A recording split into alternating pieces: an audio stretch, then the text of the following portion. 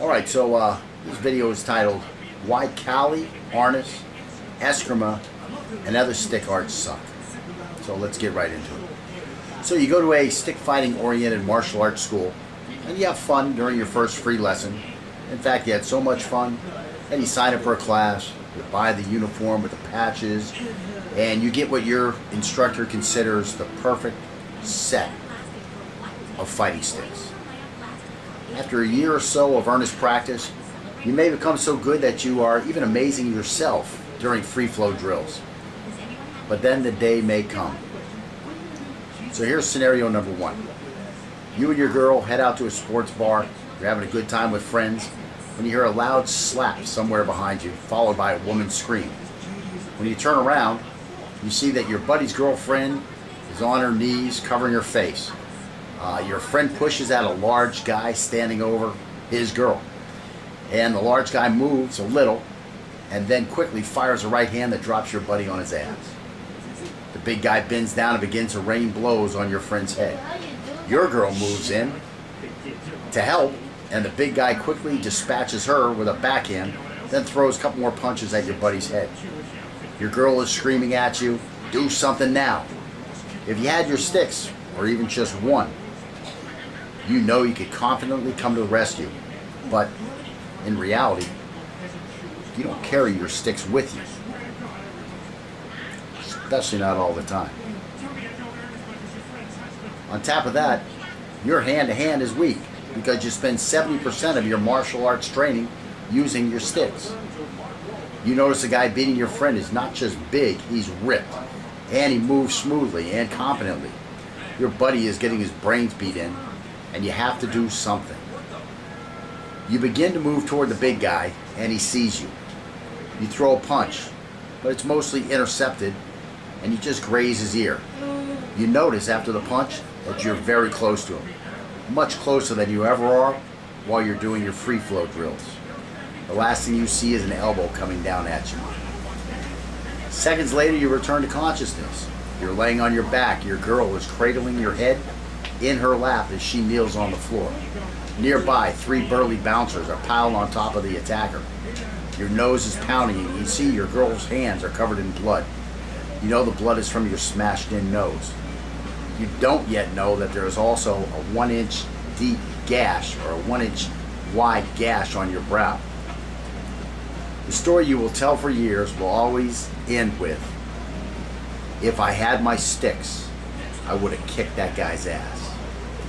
But again, in reality, the only time you have your sticks nearby is when you're at the dojo or traveling to and from class with the sticks in your gym bag. Now stick guys, stick around for the entire video if you're man enough.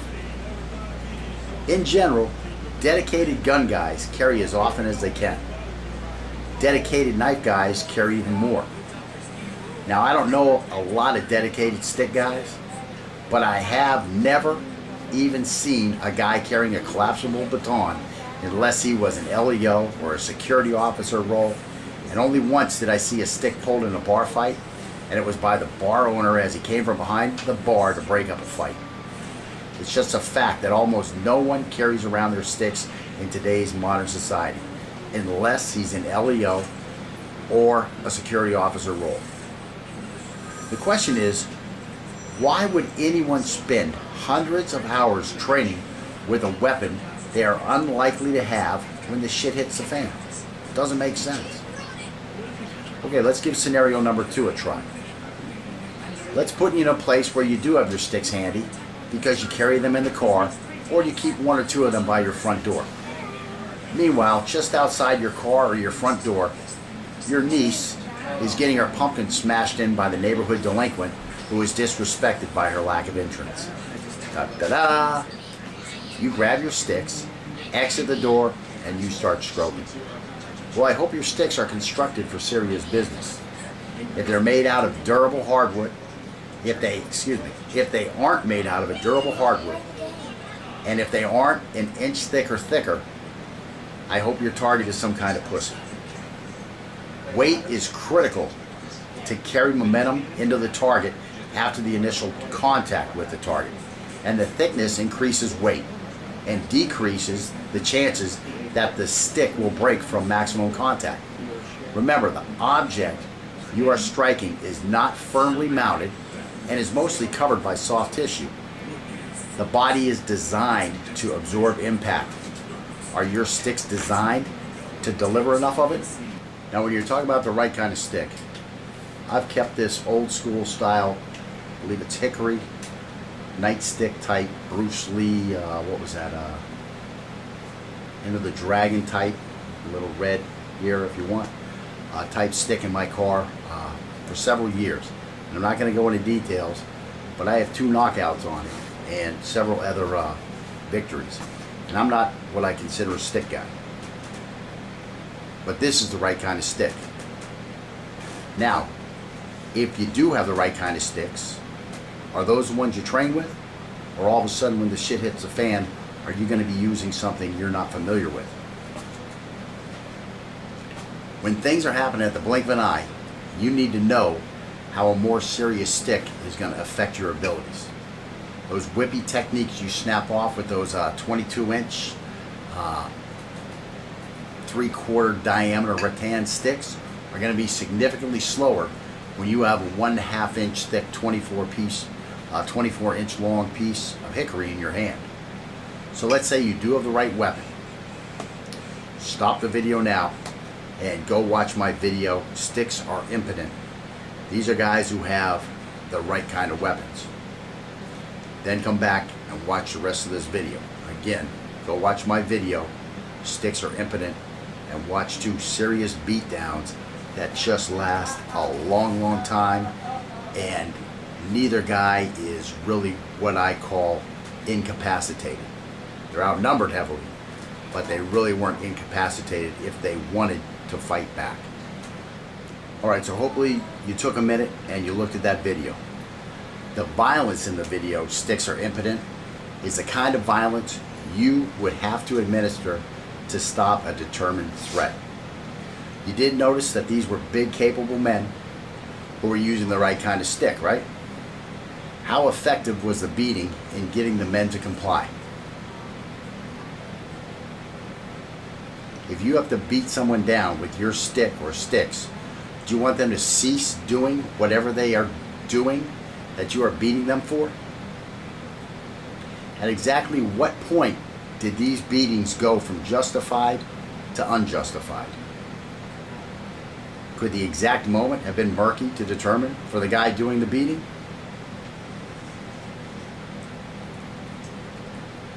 But of course you, as a trainee, you know the right areas to hit, right?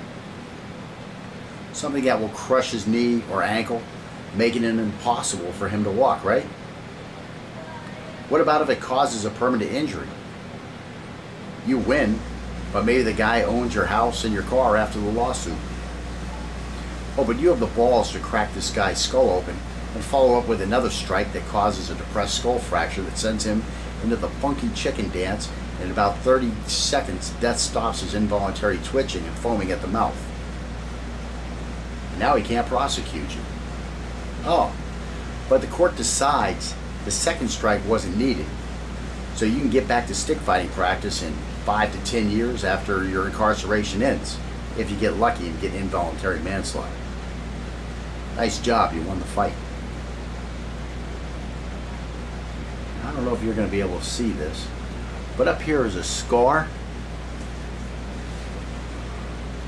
Right about there, I think. My focus isn't that good. That's from a baseball bat-sized baton. That hit me in the head and knocked me out. That was the 8th strike the guy threw at me. Luckily for the guy, I was already immobilized, almost upside down in a row of hedges when he started his attack. So I'm almost upside down in a row of hedges, pinned between the hedges and a building, with my feet up in the air, and I still blocked the first 7 strikes. If I had been mobile at the time, I would be showing you my trophy bat right now. I had already faced a bat in a fight by the time I got in that fight.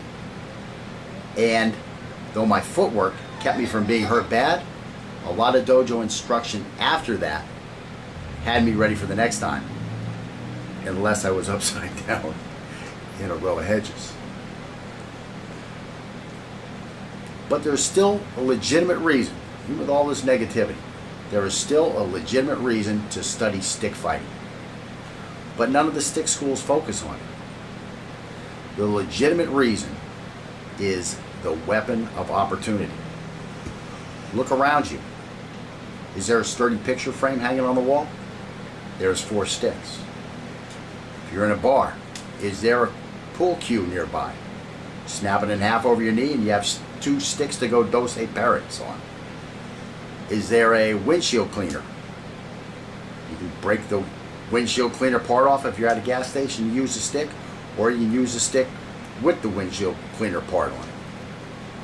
It's not weighted properly, but it is an impromptu weapon.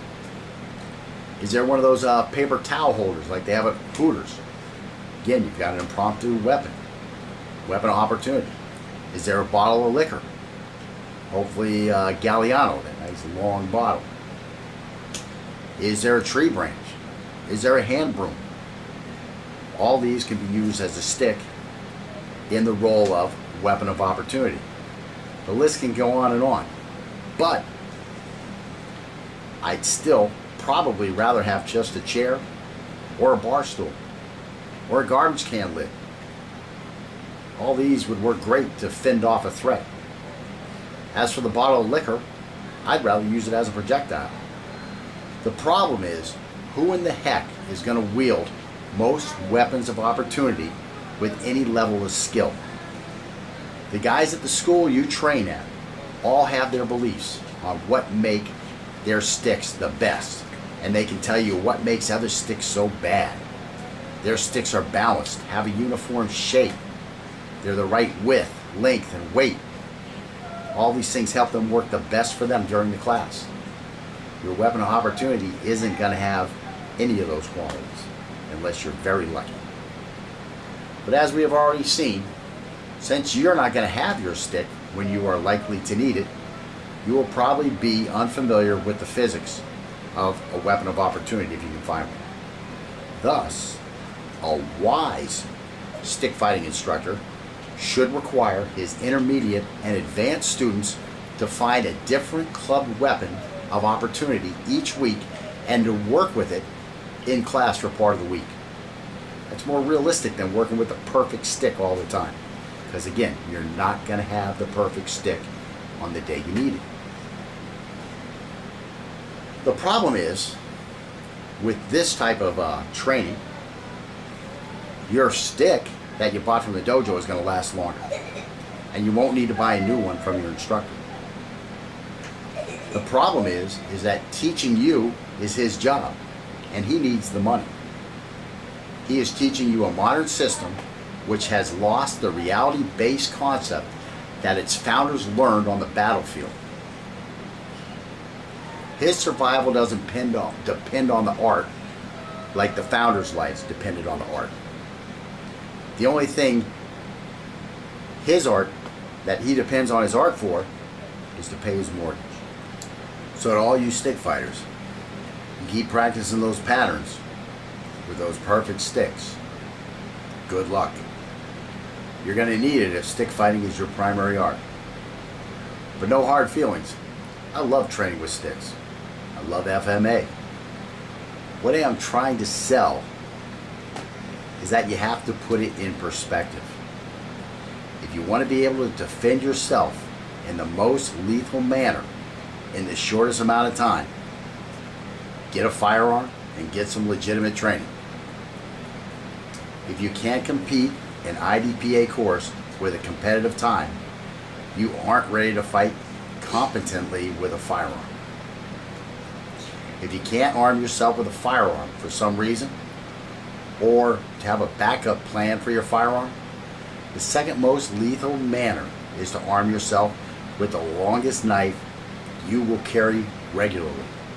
Again, carrying a knife is one thing. Knowing how to use it is another. Most people who carry knives, and yes, there's a 99.9% chance I'm talking to you. Most people who carry knives do not know how to use them competently. All you have to do is start searching YouTube for knife fighting videos. I have one titled Real Knife Fights. And I believe that everyone attacked in these videos survives. None of them would have survived if they were attacked by a competent knife fighter. If you can't arm yourself with a knife, or if you're looking for a backup plan for your knife, the next most lethal common weapon is a stick. But since sticks require so much skill to wield competently, they require a lot more skill to become lethal with than it does to get the front sights and press. They require a lot more skill than learning how to slash and stab competently. They require a lot of skill to wield competently. And since it is so likely that you will not have one of these sticks, never mind 2 sticks if you're a Dose Perry's guy, when you need one, you would be better off learning to use your hands and feet to defend yourself. So even though sticks are more lethal than hands and feet, if you learn how to wield them competently, since you're not going to have them, what's the use? Get your hands and feet going. Once you have your hands and feet ready, then you can start thinking about add-ons like sticks and other clubbed weapons to beef up your attack when a weapon of opportunity is available. And now I think you have to agree that stick fighting is not looking like such a hot option for self-defense. Fortunately, all is not lost for our stick fighting guys. Now that we have things in perspective, in my next video, I will discuss why Eskrima and other stick arts are great. Alright, so this video is titled Why Kali, Arnis, Eskrima, and Other Stick Arts Suck. So let's get right into it. So you go to a stick fighting oriented martial arts school and you have fun during your first free lesson. In fact, you had so much fun and you sign up for a class, you buy the uniform with the patches, and you get what your instructor considers the perfect set of fighting sticks. After a year or so of earnest practice, you may become so good that you are much closer than you ever are while you're doing your free flow drills. The last thing you see is an elbow coming down at you. Seconds later, you return to consciousness. You're laying on your back. Your girl is cradling your head in her lap as she kneels on the floor. Nearby, 3 burly bouncers are piled on top of the attacker. Your nose is pounding and you see your girl's hands are covered in blood. You know the blood is from your smashed in nose. You don't yet know that there is also a 1-inch deep gash or a 1-inch wad on his ass. The big guy bends down and begins to rain blows on your friend's head. Your girl moves in to help, and the big guy quickly dispatches her with a backhand, then throws a couple more punches at your buddy's head. Your girl is screaming at you, "Do something now." If you had your sticks, or even just one, you know you could confidently come to the rescue. But in reality, you don't carry your sticks with you. Especially not all the time. On top of that, your hand-to-hand is weak because you spend 70% of your martial arts training using your sticks. You notice a guy beating your friend is not just big, he's ripped. And he moves smoothly and competently. Your buddy is getting his brains beat in, and you have to do something. You begin to move toward the big guy, and he sees you. You throw a punch, but it's mostly intercepted, and you just graze his ear. You notice after the punch that you're very close to him, or even amazing yourself during free flow drills. But then the day may come. So here's scenario number 1. You and your girl head out to a sports bar, you're having a good time with friends, when you hear a loud slap somewhere behind you, followed by a woman's scream. When you turn around, you see that your buddy's girlfriend is on her knees covering her face. Your friend pushes at a large guy standing over his girl. And the large guy moves a little, and then quickly fires a right hand that drops your buddy.